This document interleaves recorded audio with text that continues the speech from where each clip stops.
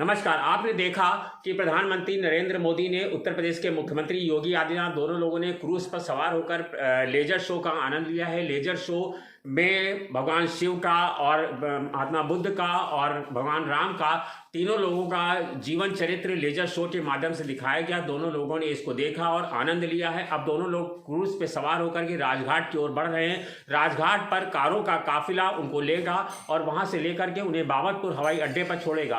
बाबतपुर हवाई अड्डे से 8 बजे प्रधानमंत्री उड़ान भरेंगे और वह नई दिल्ली की ओर रवाना हो जाएंगे, जबकि मुख्यमंत्री योगी आदित्यनाथ लखनऊ की ओर रवाना होंगे एयरपोर्ट के माध्यम से। और दोनों लोग अब विधिवत रूप से जो एक कार्यक्रम था, जो देव दीपावली पर पर्व का आयोजन था, और प्रधानमंत्री और मुख्यमंत्री दोनों करीब 7 घंटे यहाँ पर रुके और 2:25 का समय था जब प्रधानमंत्री ने बाबतपुर हवाई अड्डे पर कदम रखे थे। और मुख्यमंत्री नरेंद्र मोदी अपने कैबिनेट के तमाम वरिष्ठ सहयोगियों के साथ, उप मुख्यमंत्री केशव मौर्य के साथ यहाँ उन्होंने स्वागत किया था। और उसके बाद वहाँ से उन लोगों ने जाकर खजुरी गाँव में करोड़ों रुपए की 5,000 से ज़्यादा करोड़ योजनाओं की शुरुआत की, सड़क योजनाओं का लोकार्पण किया। वहाँ से आने के बाद प्रधानमंत्री ने देव दीपावली पर्व का विधिवत औपचारिक रूप से दिया जला करके दीप प्रज्वलन किया और देव दीपावली किया, अभिवादन किया। वहाँ उन्होंने जनसभा को संबोधित किया। इससे पहले 5,000 भाजपा कार्यकर्ताओं को संबोधित किया। इसके बाद वह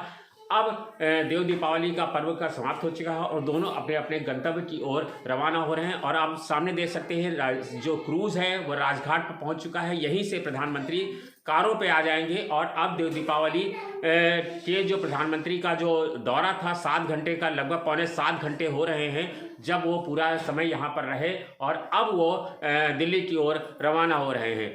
अगर आप देव दीपावली का वो पर्व है, हम आपको चलते चलते हुए ये भी बता दें, आप अभी तक सोच रहे होंगे देव दीपावली का पर्व क्यों मनाया जाता है। देव दीपावली का पर्व आप ये जान लीजिए, कहा जाता है, जो पौराणिक कथा है वो कही जाती है कि भगवान शिव के पास जब लोग आए और उन्होंने कहा कि जो है जो तारकासुर नाम का राक्षस था वो वहाँ लोगों को देवताओं को बहुत परेशान करता था। तो भगवान शिव ने और माँ पार्वती से कार्तिकेय का जन्म हुआ और कार्तिकेय ने ही तारकासुर का वध किया। तारकासुर का जब वध हुआ उसके बाद तारकासुर के जो 3 पुत्र थे उन्होंने कहा कि मैं अपने पिता की मौत का बदला लूंगा। और उन्होंने जाकर के ब्रह्मा जी की तपस्या की। ब्रह्मा जी की तपस्या करने के बाद ब्रह्मा जी ने कहा कि 3 नक्षत्र हैं, 3 अद्भुत नक्षत्र हैं जो तीनों एक समय मिलेंगे तभी तुम्हारी मौत हो सकती है, वरना जब उन्होंने ब्रह्मा जी से इस तरह का वरदान ले लिया। और ये तीनों नक्षत्र बहुत कम समय ऐसा होता है जब मिलते हैं। तीनों नक्षत्र एक क्षय में, पुष्य नक्षत्र जब तीनों एक नक्षत्र में होंगे तभी उनकी मौत होती। जब उनको इस तरह का वरदान मिल गया तो तीनों अत्याचार करने लगे और देवताओं को परेशान करने लगे। तब भगवान शिव के पास आकर के देवताओं ने आराधना की और भगवान शिव से प्रार्थना की कि आप किसी तरह तारकासुर के तीनों पुत्रों का वध करिए।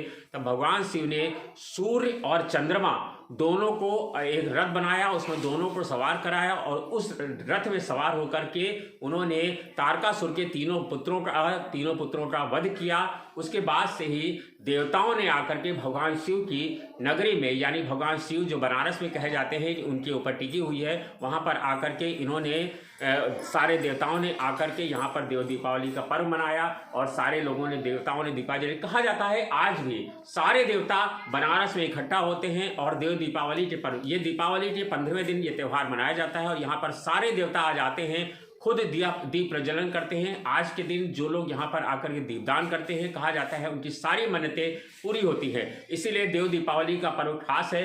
प्रधानमंत्री के आने और ना आने से बनारस की जनता पर कोई असर नहीं पड़ता है। बनारस के लोग अपने रंग में हैं, वो दीपावली का पर्व मनाते हैं। आज यहाँ हमने लोगों से बात की तो उन लोग का ये कहना था कि जो बाहर के लोग आते थे, जहाँ लाखों श्रद्धालु इकट्ठा होता था देव दीपावली पर, बनारस अपने रंग में जमता था। बनारस की सुबह अलग है, बनारस की शाम अलग है, बनारस हर अपने आप में अद्भुत है।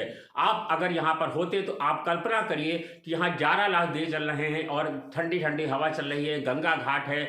यहाँ बनारस में अपने आप में नशा है।